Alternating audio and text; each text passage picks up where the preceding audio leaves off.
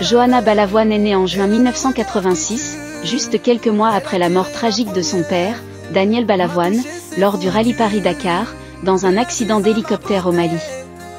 Elle n'a jamais connu cet homme dont l'aura artistique et l'engagement humanitaire ont profondément marqué la scène française. Sa mère, Corinne Barcessa, attachée de presse de profession, l'a élevée avec son frère aîné Jérémy, dans un univers imprégné de culture et de mémoire. Johanna a grandi avec le poids symbolique d'un nom, mais aussi avec le besoin de construire sa propre identité. Elle est longtemps en quête de repères, déchirée entre le désir de comprendre l'héritage de son père et la volonté de se libérer de ce fardeau public. Cette dualité s'est manifestée très tôt à travers des blessures intimes. À l'âge de 16 ans, elle a commencé à consommer de la cocaïne, une entrée dans l'addiction qu'elle décrit ensuite avec lucidité. Rapidement, cette consommation est devenue quotidienne, et elle est tombée dans une spirale destructrice impliquant drogue et détresse. Elle a traversé plusieurs années de dépendance, prise entre errance intérieure et isolement, jusqu'à subir des traitements de désintoxication. Mais pour elle, la partie la plus difficile n'était pas d'arrêter la consommation, mais de se réintégrer dans la vraie vie. Une fois les drogues éloignées, tout le reste devait être reconstruit, estime de soi, projet, confiance. Cette lutte intérieure, Johanna a décidé de la raconter, sans filtre. En 2022, elle a publié une bande dessinée autobiographique intitulée « Les lions endormis ».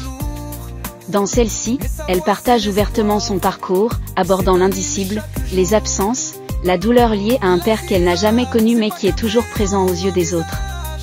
L'œuvre a une dimension cathartique mais aussi éducative. Johanna exprime son désir de sensibiliser le public, en particulier les jeunes, au piège de l'addiction et à l'importance du soutien.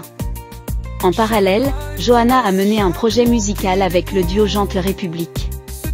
Le groupe propose un univers pop-rock influencé par la famille Beatles, Tears for Fears, Nirvana et des expériences personnelles. Elle y chante, écrit et compose, loin de l'ombre de son père, dans une veine contemporaine assumée.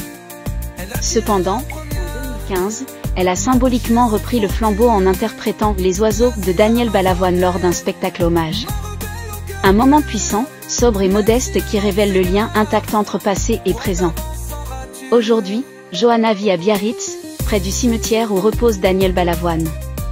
C'est un choix délibéré, intime, presque spirituel.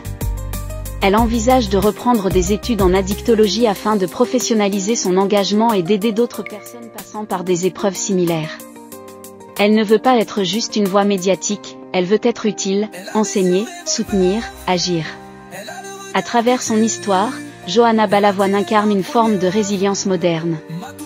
Fille d'un mythe, femme d'engagement, elle transforme la souffrance en connaissance, le doute en action.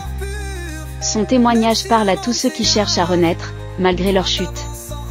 Son histoire est celle de la lutte, de l'identité, de la liberté et de la transmission claire. N'oubliez pas de vous abonner et d'activer la cloche. À très bientôt.